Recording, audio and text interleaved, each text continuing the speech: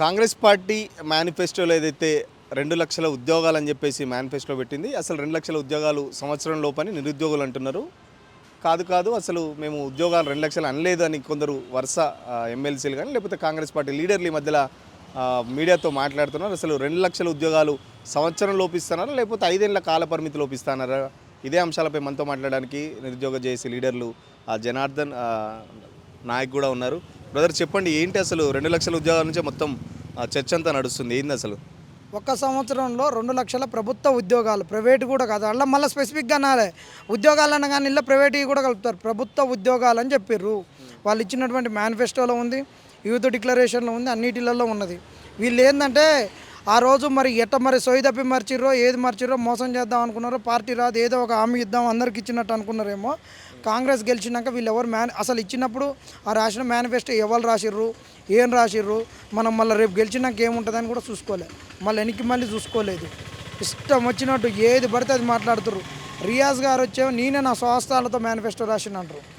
అద్దంకి దయాకర్ గారు గౌరవ ఎమ్మెల్సీ గారు, ఆయనకు చాలా పేరుంది. ఆయనకు ఎమ్మెల్సీ రాకుండానే అందరూ తెలంగాణలో బాధపడ్డారు. అరే కష్టపడ్డాడు, తెలివి కల్లోడు, ఒక అణగారిన వర్గాల నుంచి వచ్చినోడు అన్నీ తెలుసు అనుకున్నారు. కానీ కనీసం మేనిఫెస్టోలో 9వ పేజీలో ఉన్నటువంటి 2వ అంశం కూడా తెలియనటువంటి ఒక పరిస్థితిలో ఆయన నాకు అసలు ఉద్యోగాల ఒక్క సంవత్సరంలో 2 లక్షల ఉద్యోగాలు మేమే ఆడ చెప్పినాం అని మాట్లాడుతున్నారు. నిన్న ఆయన వారు మాట్లాడుతున్నటువంటి మాటలు ఆయన ఒక్కరే కాదు, దాని తర్వాత ఇంకొక ఎమ్మెల్సీ మాతోటి ఉన్నటువంటి ఎప్పుడు ఉన్నటువంటి ఎమ్మెల్సీ అదే బల్మూరి గారు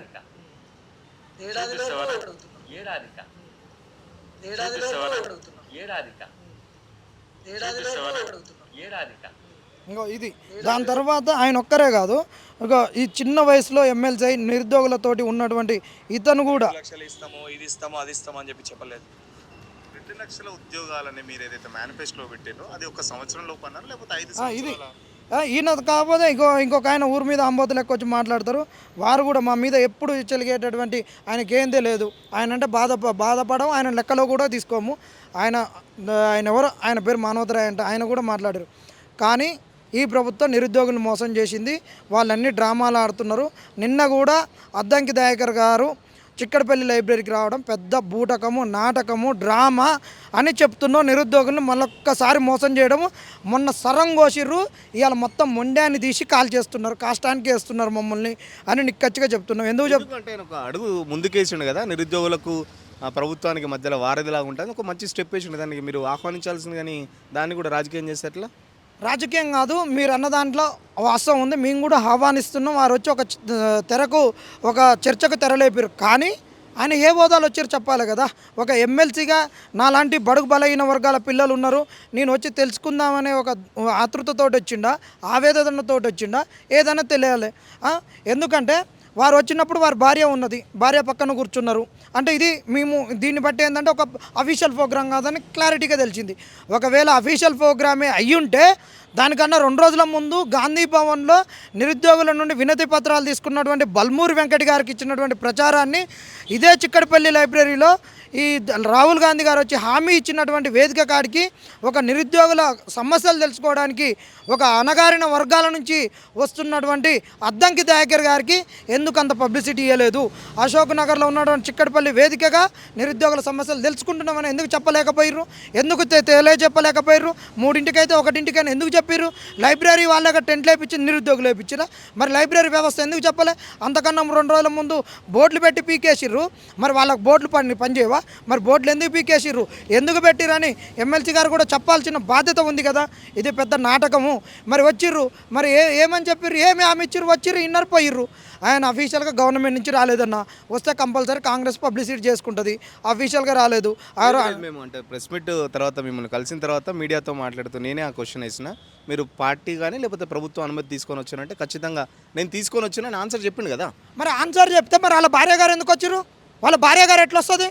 అది అఫీషియల్ ప్రోగ్రామ్ అయితే ఒక ప్రోటోకాల్ ఉంటుంది కదా. మరి మమ్మల్ని ఎందుకు పిలిచలేదు నిరుద్యోగుల్ని, లేకుంటే వేరే వాళ్ళని ఎందుకు పిలిచలేదు? మరి ఎందుకు నిరుద్యోగుల నుంచి నిజంగా నిరుద్యోగుల పట్ల ఇలా చిత్తశుద్ధి ఉంటే ఒక 2 రోజుల ముందు అశోక్ నగర్లో ఉన్న బిడ్డలు రారి కాంగ్రెస్ మిమ్మల్ని కడుపుల లెక్క పెట్టి చూసుకుంటుంది. ఏదో అన్యాయం జరిగింది, మాకు తెలియక జరిగింది, ఒక ఆవేదన జరిగింది, మీరు ఇబ్బంది పడుతున్నారు, మీ తరపున ఒక తెలుసుకోవడానికి మీ వర్గాల నుంచి ఉన్నటువంటి వ్యక్తి ఒక అద్దంకి గారిని పంపిస్తున్నాం, ఇంకొక ఆడపిల్లని కూడా వాళ్ళ భార్యను పంపిస్తున్నాం. వారు ఆమె కూడా ఒక గిరిజన బిడ్డ, ఒక మహిళలకు కూడా ఏమైనా సమస్యలు ఉంటే వచ్చి చెప్పుకోరి, మీకున్న ఉద్యోగాలతో పాటు అక్కడ ఏమన్నా మీకు ఏమైనా ఇబ్బందులు ఉంటే అవి కూడా మీరు చెప్పుకోరి పంపిస్తున్నాం అని ఎందుకు చెప్పలేదు? ఒక 2 గంటలలో ఏ విధంగా పంపించారు? అఫీషియల్ ప్రోగ్రామ్ అవుతుంది అని వాళ్ళు చెప్పుకుంటే అఫీషియల్ ప్రోగ్రామా? అంతా రేవంత్ రెడ్డి 10 ఏళ్ళు నేను ముఖ్యమంత్రి ఉంటాని చెప్పుకున్నట్టు మరి నేను కూడా అంట 20 ఏళ్ళు ముఖ్యమంత్రి అంట. ఆయనకేస్తారు ఓట్లు, నాకు కూడా వేయరు అంతే. ఆయన అనుకోగానే అది అఫీషియల్ అవుతుందా? అఫీషియల్ అయితే ఏ డాక్యుమెంట్ ప్రకారం అఫీషియల్గా వచ్చిండు? ఒకటి లైబ్రరీకి వస్తున్నప్పుడు అఫీషియల్గా ఉంటుంది కదా, అఫీషియల్గా అయినప్పుడు నిరుద్యోగులను ఎందుకు అందరిని ఆహ్వానించుకోలేదు? అది మోసం అన్న, దగా అన్న. నిరుద్యోగులను స్థానిక సంస్థల ఎన్నికలలో మళ్ళొక్కసారి ఉపయోగించుకున్నందుకు బస్సు యాత్రను ఎంత మోసం చేసారు. ఇదే ఇంద్రనాయక్ అన్న ఎంత కష్టపడ్డాడో తెలుసు.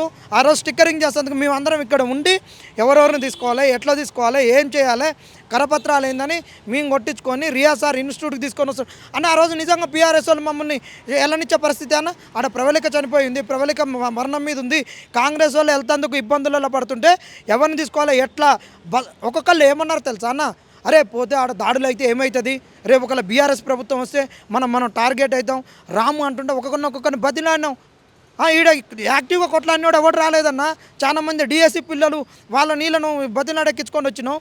మేము చేస్తాం భరోసా ఇస్తే వచ్చిర్రు. అప్పుడు మేము ఇక్కడ వీళ్ళకి భరోసా ఇస్తుంటే ఇంద్రనాయక్ పై స్టిక్కరింగ్ చేయించి అన్నీ చేసి ఆ రోజు గన్ పార్క్ దగ్గర ఓపెన్ చేసి జెండాలుపి నైట్ తీసుకొని పోయి బస్సులు ఆడబెట్టినాం, గాంధీ భవన్ స్టే చేసినాం.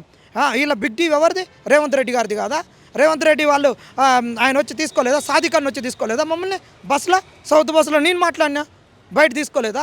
ఈరోజు సిగ్గు లజ్జలు లేకుంటే వీళ్ళు ఎట్ట మాట్లాడతారు? మాకు బస్సు యాత్రకి ఏం సంబంధం లేదు, కాంగ్రెస్కి ఏం సంబంధం లేదు, నిరుద్యోగులు సొంతంగా చేసిరని ఎట్ట మాట్లాడతారు? ఏ విధంగా మాట్లాడతారు? కనీసం నోరా మట్టన. నిన్న అంటే మా దగ్గర మా ఛానల్లో ఒక ఎమ్మెల్సీ బల్మూరు వెంకట అసలు బస్సు యాత్రకు నాకు సంబంధం లేదు, గాంధీ భవన్కు స్టార్ట్ కూడా చేయలేదు, మేము జెండా కూడా ఊపలేదు, నిజంగా చెప్పాలంటే వాళ్ళ తీటకు చేసిర్రు అన్నట్టే మాట్లాడినట్టు అనిపిస్తుంది నాకు. నిజమేనా మరి? అది తీటకోకిలాకి రాసుకుంటే తెల్లవారు గీక్కున్నట్టే ఉంది. ఇగో చూడు, ఆయన బస్సు యాత్ర అయిపోయినాక ముగింపు సభలో మాట్లాడింది. మీరు ప్రశ్నించే గొంతుకల లెక్క వివిధ ప్రాంతాలకు వెళ్ళొచ్చి ఏదైతే 7-8 రోజుల సమయాన్ని కేటాయించి ఏదైతే నిరుద్యోగుల పక్షాన రేపు పొద్దున మేము నిలబడతామని ఒక భరోసాను మీరు ఏదైతే కల్పించారో తప్పనిసరిగా కాంగ్రెస్ పార్టీ విద్యార్థి విభాగం పక్షాన ఎన్ఎస్ఐ పక్షాన ఏదైతే మా గురుగారు కన్నయ్య కుమార్ గారు ఇచ్చిన స్ఫూర్తితోటి రేవంత్ రెడ్డి గారు ఇచ్చిన స్ఫూర్తితో ఏ రకంగా మీకు గతంలో పోరాటం ఇది అది ఆయన మాట్లాడింది. ఇన్ని ఎవిడెన్స్లు నాకు ఎట్ట మాట్లాడతారన్నా? కానీ మేనిఫెస్టోలో పెట్టిర్రు, యూత్ డిక్లరేషన్లో పెట్టిర్రు, సోయలేదా? ఆ రోజు తాగినటువంటి తాటికల్లి ఈరోజు దిగిందా? ఈరోజు దిగి మాట్లాడుతున్నారా? ఆ రోజు ఏ సోయిలో రాసుకున్నారు మేనిఫెస్టో? అంత సోయి తప్పి ఉన్నారా? అసలు పార్టీ రాదని ఉన్నదా?